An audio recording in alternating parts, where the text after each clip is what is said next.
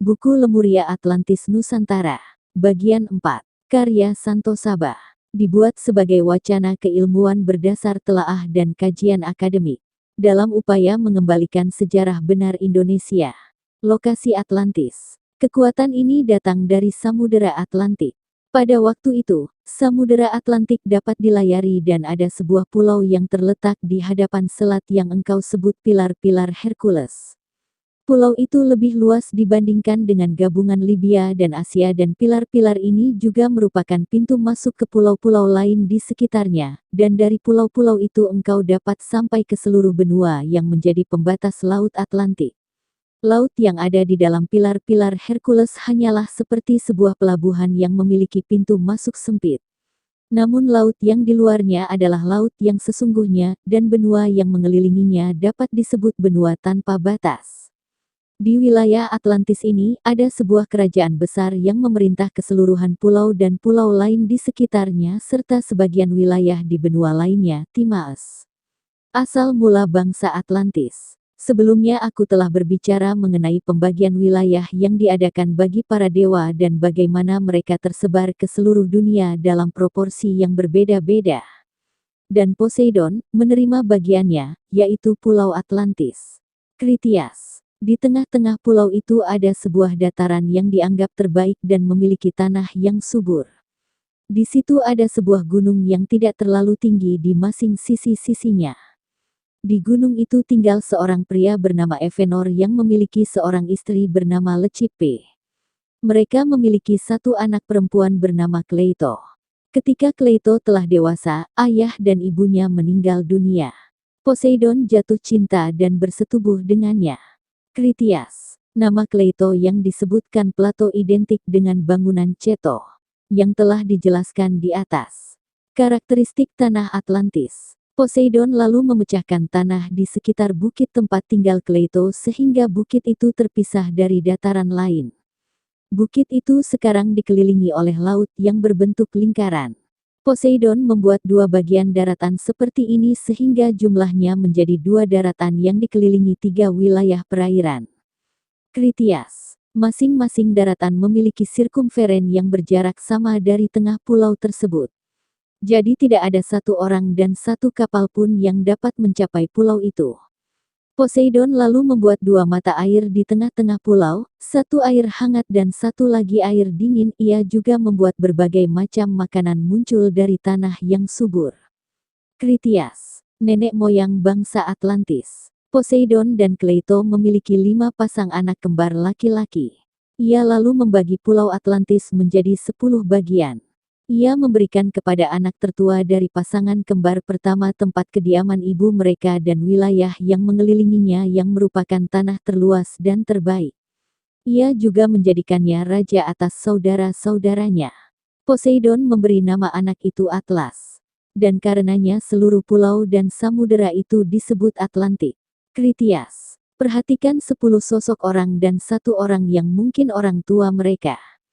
Kemakmuran bangsa Atlantis. Tanah Atlantis adalah tanah yang terbaik di dunia dan karenanya mampu menampung pasukan dalam jumlah besar. Kritias. Tanah itu juga mendapatkan keuntungan dari curah hujan tahunan, memiliki persediaan yang melimpah di semua tempat. Kritias. Orichalcum bisa digali di banyak wilayah di pulau itu. Pada masa itu orichalcum lebih berharga dibanding benda berharga apapun, kecuali emas. Di pulau itu juga banyak terdapat kayu untuk pekerjaan para tukang kayu dan cukup banyak persediaan untuk hewan-hewan ternak ataupun hewan liar, yang hidup di sungai ataupun darat, yang hidup di gunung ataupun dataran. Bahkan di pulau itu juga terdapat banyak gajah. Kritias.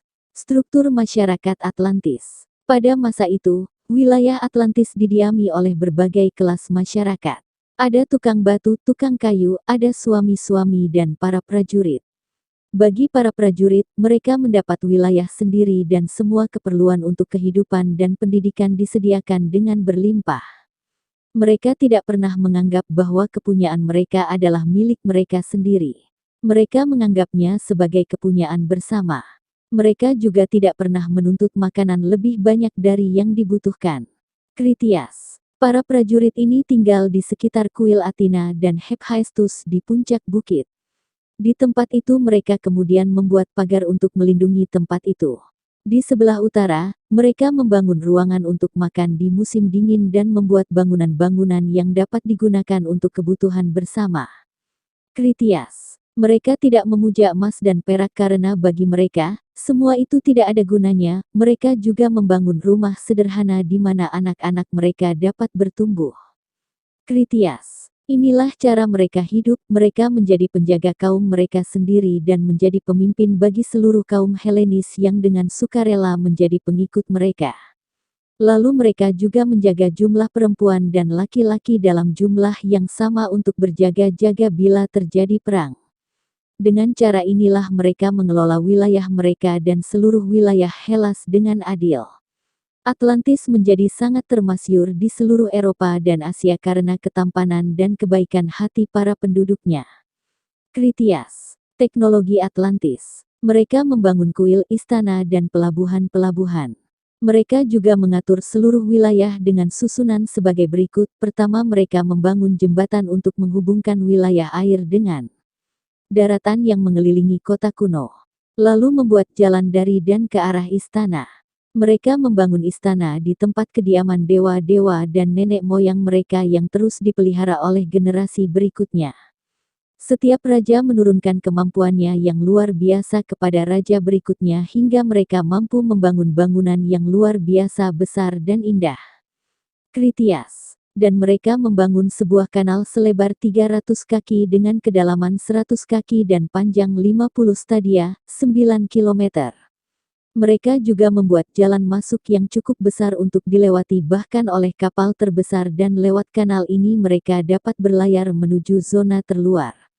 Kritias. Kehancuran Pulau Atlantis. 9.000 tahun adalah jumlah tahun yang telah berlangsung sejak perang yang terjadi antara mereka yang berdiam di luar pilar-pilar Hercules dengan mereka yang berdiam di dalamnya. Perang inilah yang akan aku deskripsikan. Kritias. Pasukan yang satu dipimpin oleh kota-kota Athena.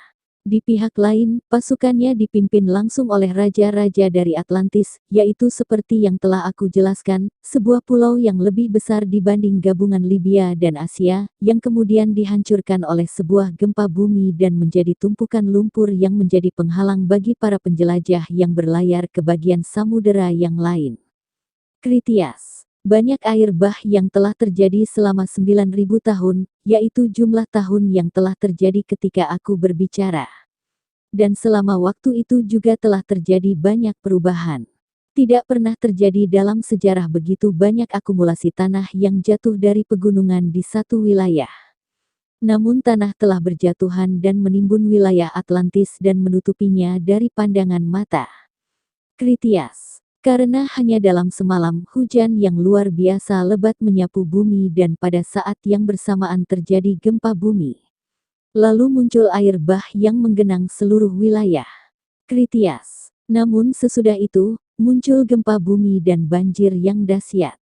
Dan dalam satu hari satu malam, semua penduduknya tenggelam ke dalam perut bumi dan pulau Atlantis lenyap ke dalam samudera luas.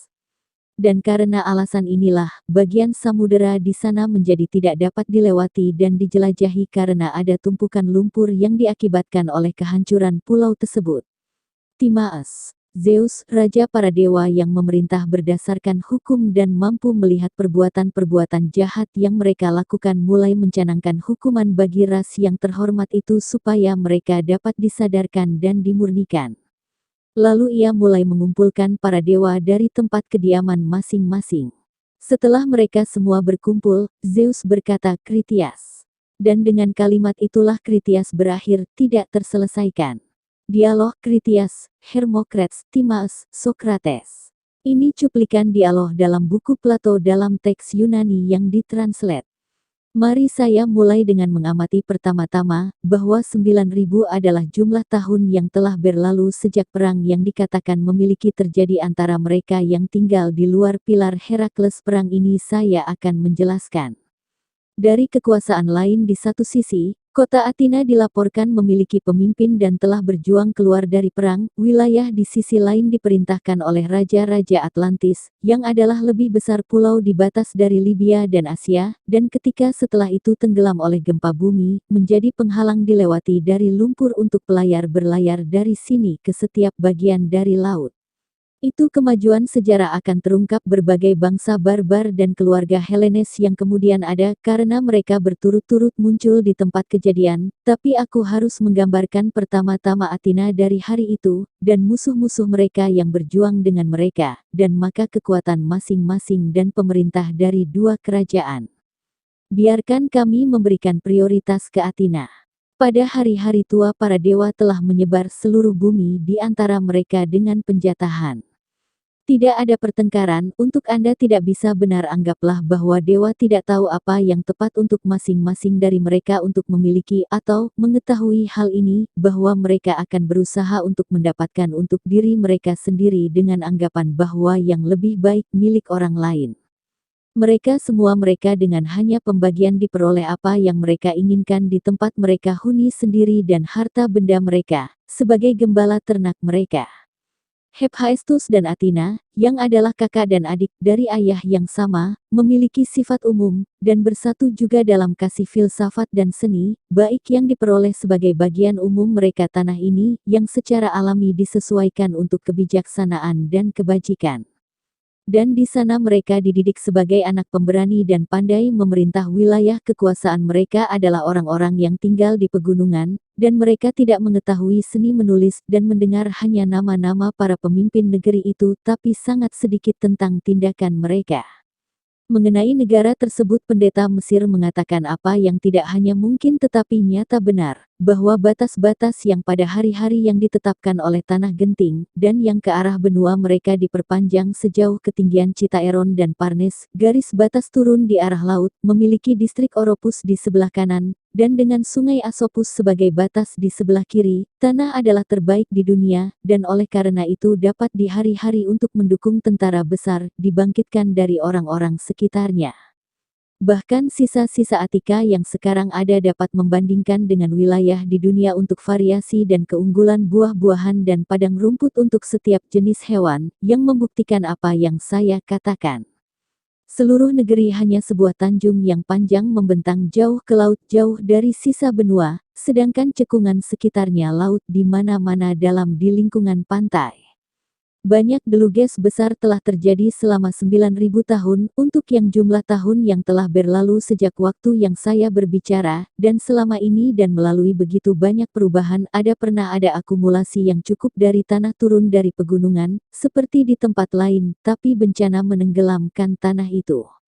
Konsekuensinya adalah, seperti dalam kasus pulau-pulau kecil, semua lebih kaya dan lebih lembut bagian dari tanah memiliki gunung-gunung yang tinggi bukit ditutup dengan tanah, dan dataran, seperti yang disebut oleh kami, dari peles penuh bumi yang kaya, dan ada kelimpahan kayu di pegunungan. Dari terakhir ini jejak masih tetap karena meskipun beberapa dari pegunungan sekarang dari kayu dipotong dari pohon tumbuh di sana, yang dari ukuran yang cukup untuk menutupi terbesar rumah, dan ada banyak pohon tinggi lainnya, dibudidayakan oleh manusia dan banyak makanan untuk ternak. Selain itu, tanah menuai manfaat dari curah hujan tahunan air yang mengalir dari tanah ke laut, tapi memiliki berlimpah pasokan di semua tempat dan menerima menjadi dirinya sendiri dan menghargai dan itu di tanah liat dekat melepaskan ke dalam cekungan yang sungai yang diserap dari ketinggian, menyediakan mana-mana air mancur berlimpah dan sungai yang ada masih dapat diamati kenangan suci di tempat-tempat air mancur pernah ada, dan ini membuktikan kebenaran apa yang saya katakan. Begitulah keadaan alami negara, yang dibudidayakan, seperti yang kita mungkin percaya, benar, yang membuat peternakan mereka dan pecinta kehormatan, dan dari sifat mulia, dan memiliki tanah yang terbaik di dunia, dan kelimpahan air, dan di langit di atas iklim sangat baik. Sekarang kota di hari-hari diatur pada bijaksana ini, tapi kenyataannya adalah bahwa bencana satu malam yang terjadi hujan dan banjir dahsyat pada waktu bersamaan ada gempa bumi, dan kemudian terjadi luar biasa genangan, yang merupakan ketiga sebelum penghancuran besar Deucalion. Tapi di zaman primitif Bukit Akropolis diperpanjang ke Eridanus dan Ilissus, dan termasuk Nix di satu sisi, dan Lycabettus sebagai batas di sisi berlawanan dengan Nix, dan semua baik tertutup tanah, dan tingkat di atas kecuali dalam satu atau dua tempat. Di luar Akropolis dan bawah sisi bukit ada pengrajin tinggal, yang mengolah tanah dekat kelas ksatria diam sendiri di sekitar kuil Athena dan Hephaestus di puncak, yang apalagi mereka telah tertutup dengan pagar tunggal seperti taman sebuah rumah tunggal. Di sisi utara mereka memiliki tempat tinggal yang sama dan telah mendirikan ruang untuk makan di musim dingin, dan memiliki semua bangunan yang mereka butuhkan untuk hidup bersama mereka. Selain candi, tapi tidak ada yang menghiasi dari dengan emas dan perak karena mereka dibuat tidak menggunakan ini untuk setiap tujuan. Mereka mengambil jalan tengah antara keburukan dan kesombongan, dan membangun rumah-rumah sederhana di mana mereka dan anak-anak mereka tumbuh berkembang, dan mereka menyerahkan mereka ke orang lain yang seperti sendiri, selalu sama. Tapi di musim panas waktu mereka meninggalkan mereka kebun dan bermain dan makan di aula, dan kemudian sisi selatan bukit itu dimanfaatkan oleh mereka untuk tujuan yang sama. Di mana Akropolis ada air mancur, yang telah hancur oleh gempa, dan telah meninggalkan hanya beberapa sungai kecil yang masih ada di sekitarnya, tetapi pada hari-hari air mancur memberikan melimpah pasokan air untuk semua dan suhu yang cocok di musim panas dan dalam musim dingin. Ini adalah bagaimana mereka tinggal, menjadi diri mereka sendiri warga dan para pemimpin Hellenes, yang bersedia menjadi pengikut mereka. Dan mereka mengurus untuk melestarikan jumlah yang sama dari laki-laki dan perempuan melalui semua waktu, yang begitu banyak sebagai yang diperlukan untuk suka berperang tujuan, maka seperti sekarang yang mengatakan, sekitar 20.000, seperti yang orang Athena kuno, dan setelah cara ini mereka selayaknya diberikan tanah mereka sendiri dan sisanya dari Hellas. Mereka terkenal seluruh Eropa dan Asia untuk keindahan orang dan untuk banyak kebajikan jiwa mereka, dan semua orang yang tinggal di hari-hari mereka adalah yang paling terkenal. Dan selanjutnya, jika saya belum lupa apa saya mendengar ketika saya masih kecil, saya akan memberikan kepada Anda karakter dan asal musuh-musuh mereka. Untuk teman-teman tidak harus menjaga kisah mereka untuk diri mereka sendiri, tetapi memiliki mereka kesamaan. Namun, sebelum melangkah lebih jauh dalam cerita, saya harus memperingatkan Anda, bahwa Anda tidak harus heran jika Anda mungkin harus mendengar nama Helenik diberikan kepada orang asing. Aku akan memberitahu Anda alasan ini. Solon, yang berniat untuk menggunakan cerita untuk puisinya, bertanya ke arti dari nama-nama, dan menemukan bahwa di awal Mesir menuliskannya telah diterjemahkan ke dalam mereka sendiri bahasa, dan arti dari beberapa nama dan ketika menyalin mereka keluar lagi diterjemahkan ke dalam bahasa kita. Saya kakek buyut, Dropides, memiliki tulisan asli, yang masih saya miliki, dan hati-hati dipelajari oleh saya ketika saya masih seorang anak. Oleh karena itu jika Anda mendengar nama-nama seperti yang digunakan ini, Anda tidak harus terkejut, karena saya telah mengatakan kepada bagaimana mereka diperkenalkan. Kisah yang panjang besar, mulai sebagai berikut. Saya telah sebelumnya berkomentar dalam berbicara dari para dewa, bahwa mereka membagikan seluruh bumi menjadi bagian yang berbeda dan dibuat untuk diri mereka sendiri kuil dan pengorbanan. Dan Poseidon, menerima Pulau Atlantis, memperanakan anak-anak oleh seorang wanita, dan menempatkan mereka di bagian pulau, yang saya akan menjelaskan. Melihat ke arah laut, tapi di pusat keseluruhan pulau ada sebuah dataran yang dikatakan telah menjadi paling subur semua dataran dan sangat subur. Dekat dataran lagi, dan juga di tengah pulau pada jarak sekitar 50 stadia, ada gunung tidak sangat tinggi pada setiap sisi. Di gunung ini ada berdiam satu bumi lahir pria keturunan peradaban terdahulu, yang bernama Evenor, dan ia memiliki istri bernama Lecipe, dan mereka memiliki anak hanya yang disebut Kleito, gadis yang sudah mencapai usia dewasa ketika ayah dan ibunya meninggal. Poseidon jatuh cinta dengan dia dan menjalin rumah tangga di mana ia berdiam dan membuat zona alternatif dari laut dan darat yang lebih besar dan lebih kecil. Mengelilingi satu lain ada dua tanah dan tiga air, yang berbentuk melingkar, masing-masing memiliki lingkar berjarak sama dari pusat. Dia sendiri, menjadi pemimpin tidak menemukan kesulitan dalam membuat pengaturan khusus untuk pulau tersebut, mengelola dan mengembangkan dua mata air dari bawah bumi, salah satu yang hangat air dan lainnya dingin, dan membuat setiap berbagai makanan bermunculan berlimpah dari tanah. Dia juga memperanakkan 5 pasang anak laki-laki kembar, dan membagi pulau Atlantis menjadi 10 bagian. Dia berikan kepada anak sulung dari yang tertua memasangkan hunian ibunya dan penjatahan sekitarnya, yang terbesar dan terbaik, dan menjadikannya raja atas sisanya. Yang lain dia membuat pangeran, dan memberi mereka berkuasa atas banyak pria, dan wilayah yang besar. Yang tertua, yang adalah raja pertama, ia bernama Atlas, dan setelah dia seluruh pulau dan laut disebut Atlantik. Untuk saudara kembarnya, yang lahir setelah dia, dan diperoleh sebagai banyaknya dari ujung pulau menuju pilar Herakles menghadapi negara yang sekarang disebut wilayah Gades dalam bagian dari dunia, ia memberi nama yang dalam bahasa Yunani adalah Amelus, dalam bahasa negara yang dinamai menurut namanya, Gadeirus.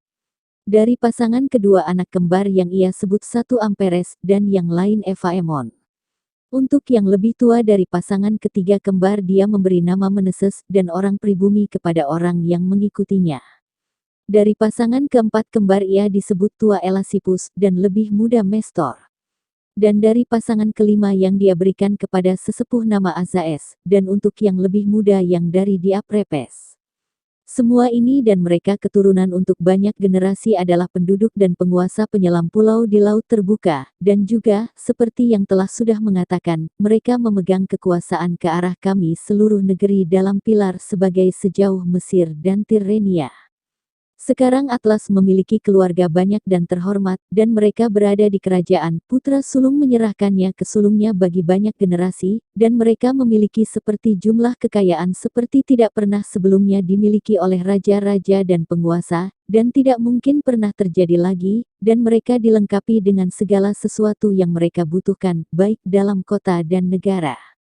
Untuk karena kebesaran kerajaan mereka banyak hal dibawa kepada mereka dari negara-negara asing, dan pulau sendiri disediakan sebagian besar apa yang diperlukan oleh mereka untuk penggunaan kehidupan. Di tempat pertama, mereka digali dari bumi apapun yang menjadi ditemukan di sana orichalcum, digali dari bumi di banyak bagian pulau, yang lebih berharga di hari-hari dari apapun kecuali emas.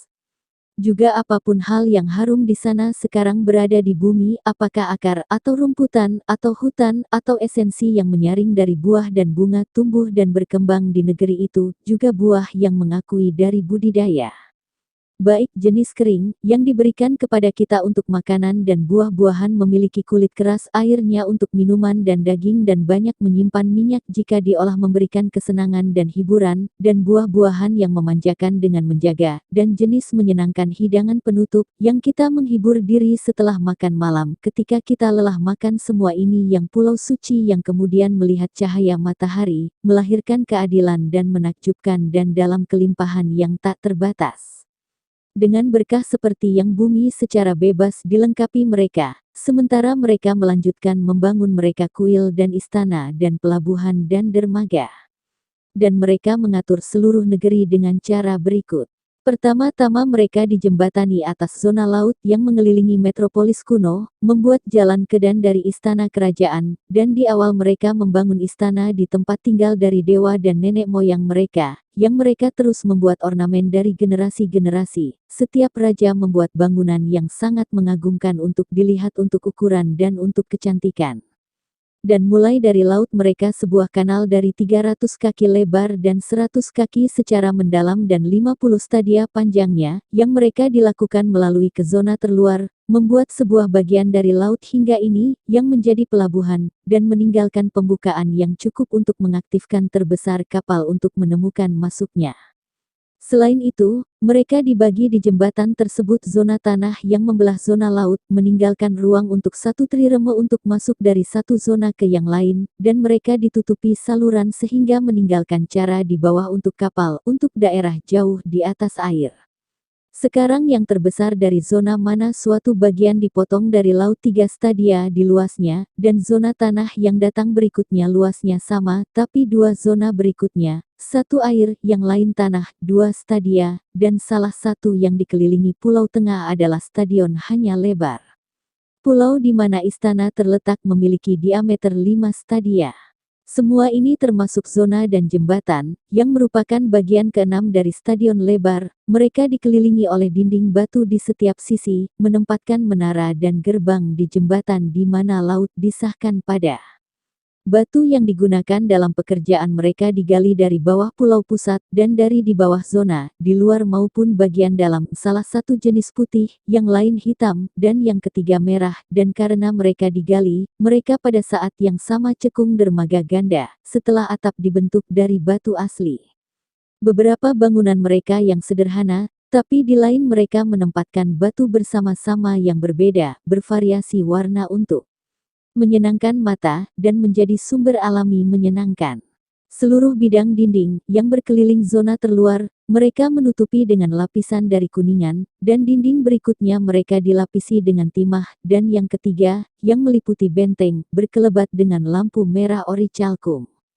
Istana di bagian dalam benteng dibangun pada ini bijaksana, di pusat adalah bait yang kudus yang didedikasikan untuk Leto dan Poseidon, yang tetap tidak dapat diakses dan dikelilingi oleh pagar emas. Ini adalah tempat di mana keluarga dari 10 pangeran pertama kali melihat cahaya, dan ke sana orang-orang setiap tahunnya membawa buah dari bumi di musim mereka dari semua 10 bagian, menjadi persembahan untuk masing-masing 10.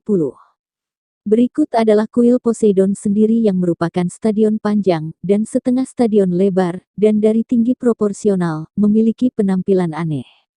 Semua luar candi, dengan pengecualian dari puncak, mereka ditutupi dengan perak, dan puncak dengan emas. Di pedalaman kuil atap itu dari gading, anehnya tempa di mana-mana dengan emas dan perak dan orichalcum, dan semua bagian lain, dinding dan pilar dan lantai, mereka dilapisi dengan orichalcum. Di bait suci mereka patung emas ditempatkan, ada dewa dirinya berdiri di kereta kusir 6 kuda dan bersayap ukuran rupa sehingga ia menyentuh atap gedung dengan kepala, sekelilingnya ada yang 100 nereids naik pada lumba-lumba, untuk seperti itu diduga menjadi jumlah beberapa orang pengawal. Ada juga di interior candi gambar lainnya yang telah didedikasikan oleh orang pribadi. Dan sekitar kuil di luar ditempatkan patung emas dari semua keturunan 10 raja dan mereka istri, dan ada banyak penawaran besar lainnya dari raja-raja dan orang pribadi, datang baik dari kota itu sendiri dan dari luar negeri kota di mana mereka memegang kekuasaan. Ada sebuah altar juga, yang diukuran dan pengerjaan berhubungan dengan kemegahan ini, dan istana, dengan cara seperti, menjawab dengan kebesaran kerajaan dan kemuliaan candi. Di tempat berikutnya, mereka memiliki air mancur, salah satu dingin dan lain air panas, di banyak hati yang mengalir, dan mereka yang mengagumkan diadaptasi untuk digunakan dengan alasan kenikmatan dan keunggulan perairan mereka. Mereka membangun gedung tentang mereka dan ditanam pohon yang cocok, juga mereka membuat sumur, beberapa terbuka ke langit, lain beratap lebih untuk digunakan di musim dingin seperti mandi air hangat, ada yang pemandian raja-raja, dan mandi dari orang pribadi, yang disimpan terpisah, dan ada mandi terpisah untuk perempuan, dan untuk kuda dan ternak, dan untuk masing-masing mereka memberi sebanyak perhiasan. Dari air yang mengalir mereka membawa beberapa kerumpun Poseidon, di mana tumbuh segala macam pohon tinggi yang indah dan keindahan, karena keunggulan tanah, sementara sisanya adalah demikian disampaikan saluran air di sepanjang jembatan ke lingkaran luar. Dan ada banyak kuil dibangun dan didedikasikan untuk banyak dewa, juga kebun dan tempat-tempat latihan, beberapa untuk pria, dan lain-lain untuk kuda di kedua-dua pulau yang dibentuk oleh zona, dan di tengah yang lebih besar dari dua ada didirikan terpisah ras kursus stadion lebar, dan panjang diperbolehkan untuk memperpanjang sepanjang pulau untuk kuda untuk balapan. Juga ada prajurit pengawal untuk penjaga, lebih dipercaya dari mereka ditunjuk untuk berjaga-jaga di lebih rendah zona, yang lebih dekat Akropolis sementara yang paling terpercaya dari semua memiliki rumah memberi mereka dalam benteng, dekat orang-orang dari raja-raja. Dermaga penuh tentara dan pasukan angkatan laut, dan semua hal cukup siap untuk digunakan. Cukup dari rencana istana raja ini adalah di mana-mana jauh 50 stadia dari zona terbesar atau pelabuhan, keseluruhan, ujung bertemu di mulut saluran yang mengarah ke laut. Seluruh area itu padat penuh sesak dengan tempat tinggal dan kanal dan yang terbesar dari pelabuhan penuh kapal dan pedagang yang datang dari semua bagian, yang dari jumlah mereka terus naik suara beraneka ragam dari suara manusia, dan din dan dentingan semua macam malam hari. Saya telah menggambarkan kota dan sekitarnya dari istana kuno hampir dalam kata-kata Solon, dan sekarang aku harus berusaha untuk mewakili sifat dan susunan sisa tanah. Keseluruhan negara yang dikatakan oleh dia menjadi sangat tinggi dan terjal di sisi dari laut, tapi negara segera tentang dan mengelilingi kota itu polos tingkat itu sendiri dikelilingi oleh pegunungan yang turun menuju laut itu halus dan bahkan, dan bentuk persegi panjang, memperluas dalam satu arah 3.000 stadia, tapi di seberang pusat pedalaman itu 2.000 stadia. Ini bagian dari pulau memandang ke arah selatan, dan terlindung dari utara. Itu sekitar gunung dirayakan untuk jumlah dan ukuran dan kecantikan, jauh melampaui apa yang masih ada karena dalam mereka juga banyak desa kaya rakyat negara, dan sungai, dan danau, dan padang rumput memasok makanan yang cukup untuk setiap binatang, liar atau jinak, dan masih banyak kayu berbagai macam, berlimpah untuk setiap jenis pekerjaan. Sekarang saya akan menjelaskan dataran, seperti yang dibentuk oleh alam dan oleh buruh dari banyak generasi raja melalui usia yang panjang. Saya adalah untuk sebagian besar persegi panjang dan lonjong, dan di mana jatuh dari garis lurus mengikuti parit melingkar. Kedalaman, dan lebar, dan panjang parit ini luar biasa, dan memberi kesan bahwa sebuah karya sedemikian rupa, selain banyak orang lain, tidak pernah bisa memiliki telah buatan. Namun demikian saya harus mengatakan apa yang saya diberitahu. Dulu digali dengan kedalaman 100 kaki, dan lebarnya adalah stadion di mana-mana itu dilakukan sepanjang seluruh dataran, dan adalah 10.000 stadia panjangnya. Ini menerima aliran yang turun dari gunung, dan berkelok-kelok putaran polos dan pertemuan di kota ada di sana melepaskan ke laut. Lebih jauh ke pedalaman, juga kanal lurus 100 kaki lebar dipotong dari melalui dataran, dan lagi melepaskan ke dalam parit yang mengarah ke laut. Kanal ini berada di interval 100 stadia, dan oleh mereka dibawa turun kayu dari pegunungan ke kota, dan menyampaikan buah dari bumi di kapal, memotong bagian melintang dari satu kanal ke yang lain, dan ke kota. 2 kali dalam tahun mereka mengumpulkan buah dari bumi di musim dingin memiliki manfaat dari hujan dari langit dan di musim panas air yang tanah yang disediakan oleh memperkenalkan aliran dari kanal. Untuk populasi, masing-masing dari banyak di dataran harus menemukan pemimpin bagi orang-orang yang cocok untuk dinas militer, dan ukuran dari banyak adalah persegi 10 stadion masing-masing cara, dan jumlah total dari semua banyak adalah 60.000. Dan dari penduduk pegunungan dan dari seluruh negeri ada juga yang luas banyak, yang didistribusikan di antara banyak dan memiliki pemimpin ditugaskan kepada mereka sesuai dengan kabupaten dan desa-desa mereka. Pemimpin diperlukan untuk melengkapi untuk perang bagian ke-6 dari perang kereta, sehingga membuat total 10.000 kereta, juga 2 kuda dan pengendara untuk mereka, dan sepasang kereta kuda tanpa kursi, disertai dengan seorang penunggang kuda yang bisa melawan dengan berjalan kaki membawa perisai kecil, dan memiliki kusir yang berdiri di belakang pria di lengan untuk memandu 2 kuda. Juga ia terikat untuk memberikan 2 bersenjata berat tentara, 2 slingers, 3 batu penembak dan 3 lembing laki, yang ringan bersenjata, dan 4 pelaut untuk membuat komplement dari 1.200 kapal. Begitulah perintah militer dari kerajaan kota. Urutan 9 pemerintah lainnya bervariasi, dan itu akan menjadi melelahkan untuk menceritakan beberapa perbedaan mereka. Untuk jabatan dan kehormatan, berikut ini adalah susunan dari pertama. Masing-masing dari 10 raja di divisinya sendiri dan dalam sendiri kota memiliki kontrol mutlak dari warga, dan, dalam banyak kasus, menghukum dan siapapun membunuh dia akan. Sekarang urutan prioritas di antara mereka dan hubungan timbal balik mereka diatur oleh perintah dari Poseidon yang hukum telah dijatuhkan. Tersebut ditorehkan oleh raja-raja pertama pada pilar Orichalcum, yang terletak di tengah-tengah pulau, di kuil Poseidon, kemana raja-raja berkumpul setiap kelima dan setiap tahun ke-6 secara bergantian, sehingga memberikan kehormatan sama dengan aneh dan bahkan nomor.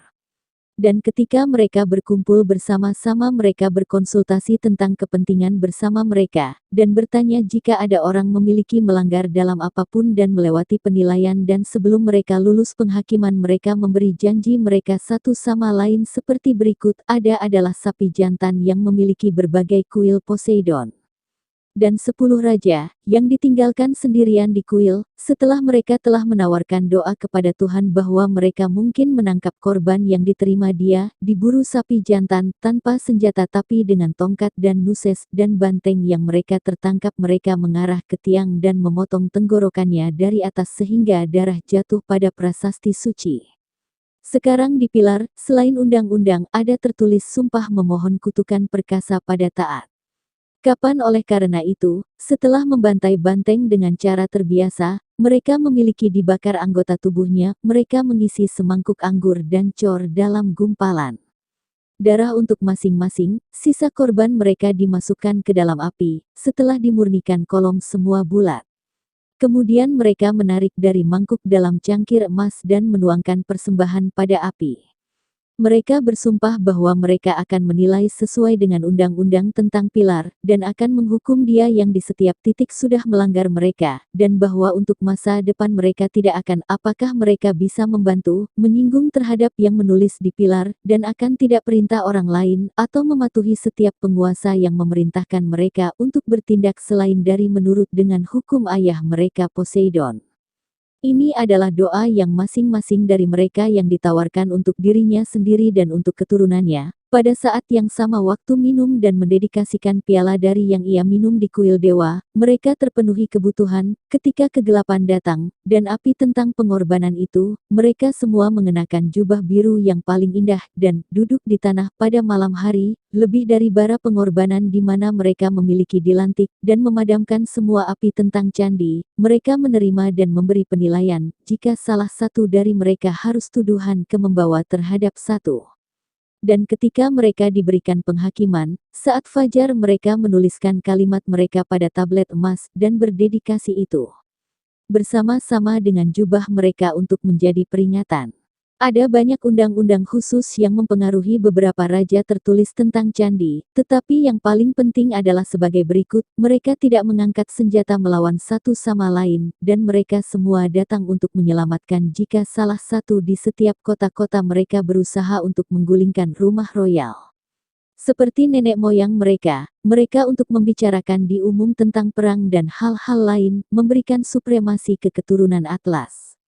Dan raja tidak memiliki kekuatan hidup dan kematian atas setiap sanak saudaranya kecuali ia memiliki persetujuan dari sebagian dari 10.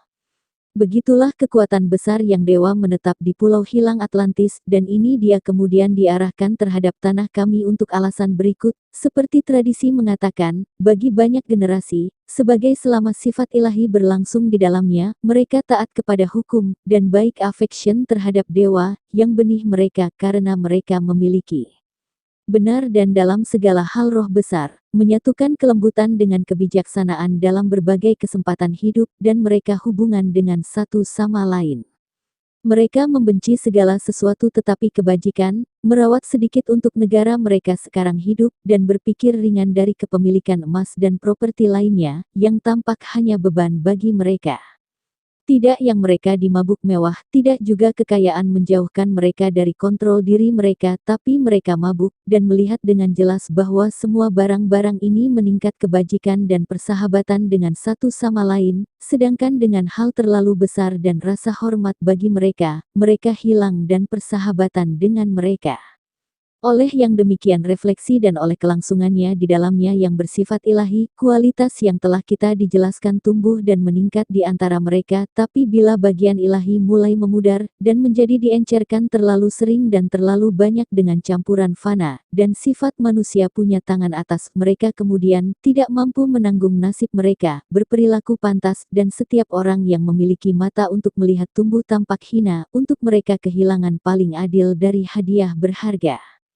Tetapi untuk mereka yang tidak punya mata untuk melihat kebahagiaan sejati, mereka muncul mulia dan diberkati pada waktu yang sangat ketika mereka penuh dengan keserakahan dan listrik tidak benar. Zeus dewa-dewa, yang memerintah menurut hukum, dan mampu melihat ke hal-hal seperti, mengamati bahwa ras terhormat berada di keadaan menyedihkan, dan ingin untuk menimbulkan hukuman pada mereka, bahwa mereka mungkin akan didera dan meningkatkan, mengumpulkan semua dewa menjadi tempat tinggal yang paling suci mereka, yang menjadi ditempatkan di pusat dunia, memandangi segala sesuatu yang diciptakan. Dan ketika ia memanggil mereka bersama-sama, ia berbicara sebagai berikut. Sisa dialog Kritias telah hilang. Catatan Atlantis era kini. Di antaranya letusan Gunung Meru di India Selatan dan Gunung Semeru, Sumeru, Mahameru di Jawa Timur. Lalu letusan gunung berapi di Sumatera yang membentuk Danau Toba dengan Pulau Somasir, yang merupakan puncak gunung yang meletus pada saat itu. Letusan yang paling dahsyat di kemudian hari adalah Gunung Krakatau Krakatoa, yang memecah bagian Sumatera dan Jawa dan lain-lainnya serta membenteka selat dataran Sunda. Atlantis berasal dari bahasa Sanskrit Atala, yang berarti surga atau menara peninjauan, Watchtower Atalaya, Portugis Atalaya, Spanyol. Plato menegaskan bahwa wilayah Atlantis pada saat itu merupakan pusat dari peradaban dunia dalam bentuk budaya, kekayaan alam, ilmu, teknologi, dan lain-lainnya. Plato menetapkan bahwa letak Atlantis itu di Samudera Atlantik sekarang. Pada masanya, ia bersikukuh bahwa bumi ini datar dan dikelilingi oleh satu samudera, ocean. Secara menyeluruh, ocean berasal dari kata Sanskrit Ashayana yang berarti mengelilingi secara menyeluruh. Pendapat itu kemudian ditentang oleh ahli-ahli di kemudian hari seperti Kopernikus, Galileo, Einstein, dan Stephen Hawking.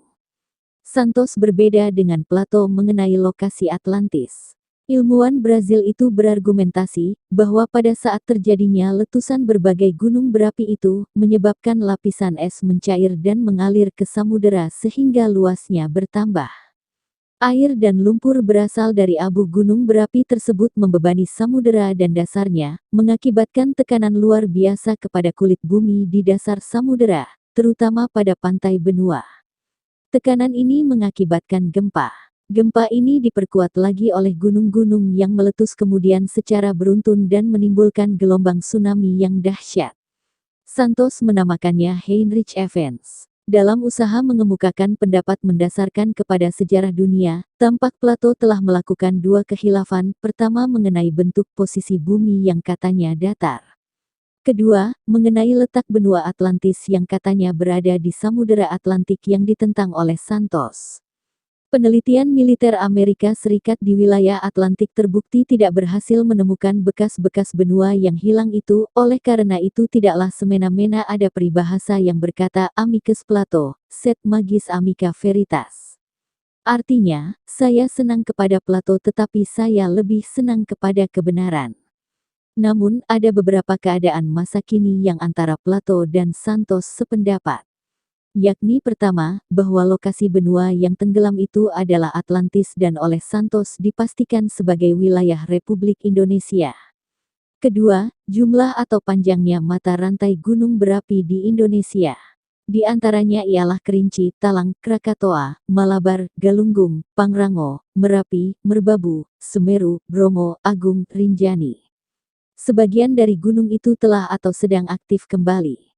Ketiga, soal semburan lumpur akibat letusan gunung berapi yang abunya tercampur air laut menjadi lumpur. Endapan lumpur di laut ini kemudian meresap ke dalam tanah di daratan.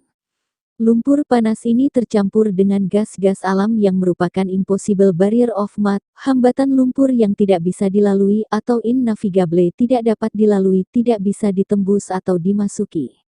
Dalam kasus di Sidoarjo, pernah dilakukan remote sensing, penginderaan jauh, yang menunjukkan adanya sistem kanalisasi di wilayah tersebut. Ada kemungkinan kanalisasi itu bekas penyaluran semburan lumpur panas dari masa yang lampau. Bahwa Indonesia adalah wilayah yang dianggap sebagai ahli waris Atlantis tentu harus membuat kita bersyukur. Membuat kita tidak rendah diri di dalam pergaulan internasional, sebab Atlantis pada masanya ialah pusat peradaban dunia. Bukti-bukti arkeolog. 1. Suatu hari di tahun 1968, Kepulauan Bimini di sekitar Samudera Atlantik di gugusan Pulau Bahama, laut tenang dan bening bagaikan kaca yang terang, tembus pandang hingga ke dasar laut. Beberapa penyelam dalam perjalanan kembali ke Kepulauan Bimini, tiba-tiba ada yang menjerit kaget. Di dasar laut ada sebuah jalan besar. Beberapa penyelam secara bersamaan terjun ke bawah. Ternyata memang ada sebuah jalan besar membentang tersusun dari batu raksasa.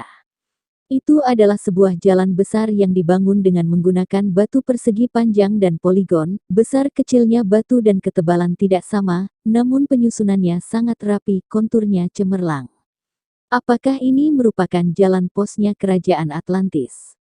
2. Awal tahun 70-an, sekelompok peneliti telah tiba di sekitar Kepulauan Yaswell, Samudera Atlantik.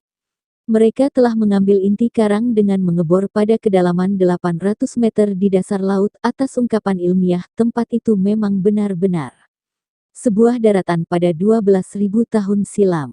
Kesimpulan yang ditarik atas dasar teknologi ilmu pengetahuan begitu mirip seperti yang dilukiskan Plato. Namun, apakah di sini tempat tenggelamnya Kerajaan Atlantis? 3. Tahun 1974, sebuah kapal peninjau laut Uni Soviet telah membuat 8 lembar foto yang jika disarikan membentuk sebuah bangunan kuno mahakarya manusia. Apakah ini dibangun oleh orang Atlantis? 4. Tahun 1979, ilmuwan Amerika dan Perancis dengan peranti instrumen yang sangat canggih menemukan piramida di dasar laut, segitiga maut, Laut Bermuda. Panjang piramida kurang lebih 300 meter, tinggi kurang lebih 200 meter, puncak piramida dengan permukaan samudera hanya berjarak 100 meter, lebih besar dibanding piramida Mesir. Bagian bawah piramida terdapat 2 lubang raksasa. Air laut dengan kecepatan yang menakjubkan mengalir di dasar lubang. Piramida besar ini apakah dibangun oleh orang-orang Atlantis? Pasukan Kerajaan Atlan pernah menaklukkan Mesir. Apakah orang Atlantis membawa peradaban piramida ke Mesir? Benua Amerika juga terdapat piramida. Apakah berasal dari Mesir atau berasal dari Kerajaan Atlantis? 5. Tahun 1985, 2 kelasi Norwegia menemukan sebuah kota kuno di bawah areal laut segitiga maut. Pada foto yang dibuat oleh mereka berdua, ada dataran, jalan besar vertikal dan horizontal serta lorong, rumah beratap kubah, gelanggang aduan, binatang, kuil, bantaran sungai Del. Mereka berdua mengatakan, mutlak percaya, yang kami temukan adalah benua Atlantik, sama persis seperti yang dilukiskan Plato.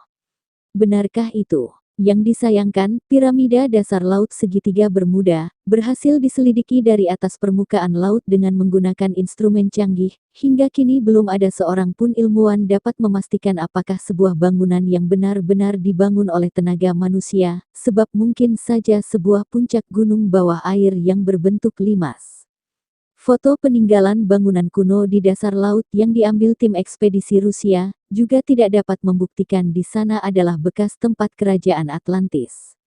Setelah itu ada tim ekspedisi menyelam ke dasar samudera jalan batu di dasar lautan Atlantik Pulau Bimini, mengambil sampel jalan batu dan dilakukan penelitian laboratorium serta dianalisa. Hasilnya menunjukkan bahwa jalan batu ini umurnya belum mencapai pukul 10 tahun. Jika jalan ini dibuat oleh bangsa Kerajaan Atlantis, setidak-tidaknya tidak kurang dari 10.000 tahun. Mengenai foto yang ditunjukkan kedua kelasi Norwegia itu, hingga kini pun tidak dapat membuktikan apa-apa. Satu-satunya kesimpulan tepat yang dapat diperoleh adalah benar ada sebuah daratan yang karam di dasar Laut Atlantik. Jika memang benar di atas Laut Atlantik pernah ada Kerajaan Atlantis, dan Kerajaan Atlantis memang benar tenggelam di dasar Laut Atlantik, maka di dasar Laut Atlantik pasti dapat ditemukan bekas-bekasnya. Hingga saat ini, Kerajaan Atlantis tetap merupakan sebuah misteri sepanjang masa. Dan benar, dari apa yang aku saksikan di dasar laut perairan dangkal Karibia ditemukan semacam jalan setapak yang sangat panjang dengan struktur yang sangat modern. Selain itu, di perairan TSB juga ditemukan semacam bekas-bekas bangunan yang telah hancur.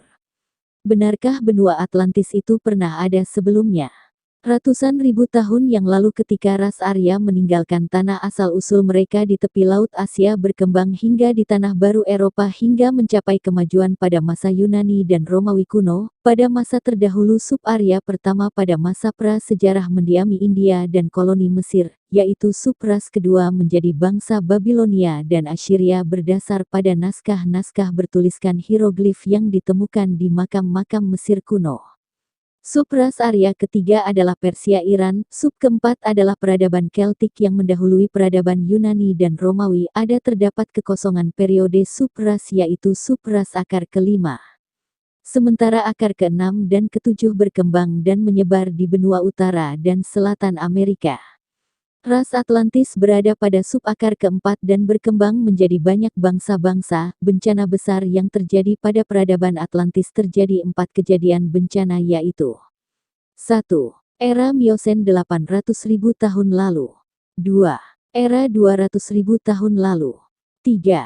Era 80.000 tahun lalu. Bencana ini menghancurkan peradaban Atlantis meninggalkan Pulau Poseidons, versi Plato. 4. Era tahun 9564 SM, menenggelamkan Pulau Poseidons. Bukti ilmiah tentang keberadaan benua Atlantis yaitu 1. Ditemukannya dasar laut yang dangkal dan merata akibat tenggelamnya daratan. 2. Penyebaran flora dan fauna yang diketahui dari kesamaan jenisnya. 3. Ditemuinya ada kesamaan bahasa dan jenis etnologis. 4. Ditemuinya kesamaan kepercayaan dan kesamaan praktika ritual dan kesamaan bentuk arsitektural bangunan. 5. Ditemukan kesamaan dasar catatan kuno, tradisi budaya dan legenda budaya, terutama cerita tentang banjir besar. Profesor Asa Gray, seorang ahli botani dan zoologi, menyatakan bahwa dari 66 genre dan 155 spesies yang ditemukan di hutan timur Pegunungan Rocky, hanya ditemukan 31 genre dan 78 spesies saja yang merupakan genre dan spesies asli daerah tersebut. Hal ini membuktikan bahwa ada beberapa hewan dan tumbuhan yang berasal dari daerah lain, suatu bukti juga bahwa daerah ini pernah bersatu dalam satu daratan yang luas dan tidak dibatasi oleh lautan. Seorang ahli botani Jerman, Profesor Kunze berpendapat bahwa tanaman pisang adalah tanaman bukan asli Amerika. Pisang adalah tanaman asli daerah beriklim tropis di sekitar Khatulistiwa yaitu Asia dan Afrika. Hal ini membuktikan bahwa peradaban terdahulu yang membawa pohon ini hingga sampai ke Amerika. Profesor Wallace yang dalam banyak penelitian terutama tentang island life menjelaskan tentang karakteristik khusus flora dan fauna di setiap pulau yang dibatasi oleh laut menyimpulkan bahwa di suatu daerah mempunyai ciri khusus yang tidak dimiliki pada pulau lainnya jika memang pulau tersebut tidak pernah menyatu atau dibatasi laut sejak masa lampaunya. Hal ini dapat diteliti pada flora gandum. Gandum adalah varietas yang berasal dari luar Eropa. Fosil gandum pernah ditemukan di Eropa pada zaman era batu. Yang ditemukan fosil gandum itu di danau setelah dilakukan penelitian fosil tersebut sama dengan gandum yang ada di Mesir. Bahkan ada anggapan pula bahwa gandum adalah juga bukan tanaman asli bumi sama halnya dengan binatang lebah. Kedua jenis hewan dan tumbuhan ini adalah berasal dari planet lain yaitu Venus. Gandum dan lebah ini telah ada sejak masa Lemuria yaitu masa sebelum adanya peradaban Atlantis. Menurut ahli bahasa Farar, bahasa Basque adalah bahasa yang masih asli dan tidak terpengaruh oleh bahasa lain. Bahasa ini ada di daerah sudut barat Eropa. Bahasa ini bertahan keasliannya seperti bahasa pada suku aborigin di Australia. Fenisia atau bahasa orang Fenisia di belahan timur diketahui menggunakan bahasa alfabet fenotik yang bercirikan pada tanda atau bentuk dari suara. Dimulai dengan legenda Chipway, dan mengikuti dengan Alkitab dan catatan Fenisia, kita membuat tabel seperti terlampir. Penemuan. Periode peradaban. Penemu. Api. Atlantis. Pospur dan Plox. Busur dan anak panah. Chipway. Manaboshu. Penggunaan batu. Chipway. Manaboshu. Penggunaan tembaga. Chipway. Manaboshu. Pembuatan batu bata. Atlantis. Orang pribumi dan teknites. Pertanian dan berburu. Atlantis. Argos dan Agrotes. Kehidupan desa dan membesarkan ternak. Atlantis. Aminos dan Magos. Penggunaan garam. Atlantis. Misor dan sidik. Penggunaan huruf. Atlantis. Taautos atau tegang. Navigasi. Atlantis. Decabiri atau Koribantes. Seni musik. Ibrani. Jubal. Metalurgi dan penggunaan besi. Ibrani. Tubal kain.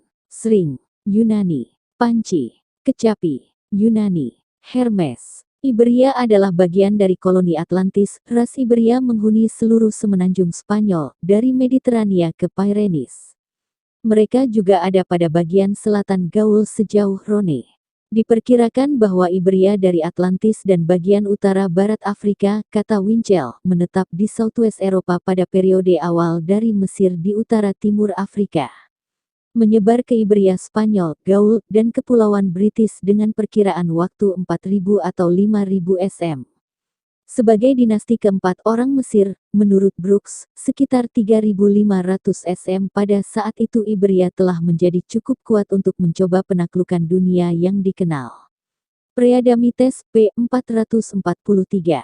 Libya Amazon dari Diodorus, yang mengatakan, Libya ras Iberia, diidentifikasi dengan Libya dengan kulit coklat dan grizzly, di antaranya Brooks telah menunjukkan representasi pikir pada monumen Mesir dari dinasti keempat. Ibid, Iberia, yang dikenal sebagai Sicanes, dijajah Sisilia di zaman kuno. Mereka adalah pemukim asli di Italia dan Sardinia. Mereka adalah berambut gelap di Norwegia dan Swedia. Bodicon mengklaim bahwa Iberia termasuk di antaranya Ligurians, Cantabrians, Asturians, dan Aquitanians. Strabo mengatakan, berbicara tentang Turduli dan Turdetani, mereka adalah yang paling maju dan berkembang dari semua suku Iberia. Mereka mengekerjakan seni menulis dan memiliki buku yang ditulis dengan sastra terbaik P388 dari zaman kuno, dan juga puisi dan hukum diatur dalam ayat, yang mereka mengklaim hal itu telah ada dari 6000 tahun lalu. Strabo, Lib. IP. 139. Iberia diwakili hari oleh Basque. Basque yang ukuran menengah kompak dibangun kuat dan tangkas dari kulit lebih gelap dari orang-orang Spanyol dengan mata abu-abu dan rambut hitam. Mereka sederhana namun bangga, sabar, ceria, dan ramah. Para wanita cantik terampil dalam melakukan pekerjaan laki-laki, dan luar biasa untuk kelincahan dan rahmat mereka. Basque yang banyak melekat pada menari, dan sangat menyukai musik bagpipe. New American Encyclopedia, Seni. Basque. Menurut Paul Broca bahasa mereka berdiri sendiri atau memiliki hanya analogi dengan jenis Amerika. Dari semua Eropa, kita harus sementara memegang Basque menjadi penghuni tertua dari era kita tentang dunia. Peschel, Races of Men, halaman 501. Bahasa Basque, Euskara yang memiliki beberapa ciri-ciri umum dengan Magyar Osmanli, dan dialek lain dari keluarga Altai, seperti, misalnya, dengan Finlandia di benua tua, serta bahasa Algonquin Lenape dan beberapa orang lain di Amerika. New American Encyclopedia, Seni. Basque. Pada tahun 1997, haplogrup Metedena kelima diidentifikasi pada penduduk asli Amerika. Kelompok ini, yang disebut X, hadir dalam 3% penduduk asli Amerika, haplogrup X tidak ditemukan di Asia, namun hanya ditemukan di Eropa dan Timur Tengah, terutama di beberapa wilayah di Spanyol, Bulgaria, Finlandia, Italia, dan Israel. Arkeolog dan ahli genetika yakin bahwa kehadiran X di Amerika bukanlah hasil dari perkawinan silang bersejarah. Ini berasal dari zaman purba. Selain itu, tipe X sekarang telah ditemukan di sisa-sisa kuno Basque.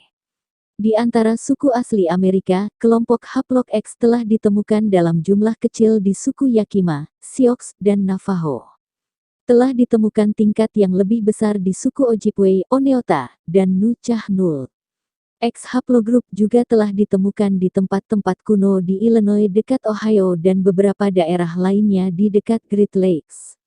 Belum ditemukan sejauh ini di Amerika Selatan atau Amerika Tengah termasuk Maya, modern. X haplogroup tampaknya telah memasuki Amerika dalam jumlah terbatas mungkin sejak 34.000 SM sekitar 12.000 SM sampai 10.000 SM, jumlah Nia jauh lebih besar. Penting untuk dicatat bahwa tidak semua suku asli Amerika telah dikategorikan oleh analisis Metadena dan bahwa relatif sedikit sisa-sisa kuno yang telah diuji. Benua Amerika lebih awal dan banyak kelompok ras yang berbeda datang. Beberapa gelombang migrasi yang berbeda mungkin terjadi.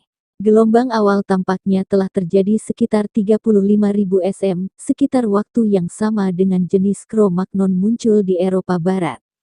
Tipe 10 di Amerika kuno tampaknya terkait dengan Iroquois. Suku ini, tentu saja, menurut Chaice, yang sebagian merupakan sisa-sisa orang-orang yang selamat dari kehancuran Atlantis pada 10.000 SM. Temuan kelompok 10 di utara, Altaranans Gobi disebut sebagai bukti bahwa semua migrasi Amerika berasal dari Siberia melalui Selat Bering, namun tampaknya tidak mungkin.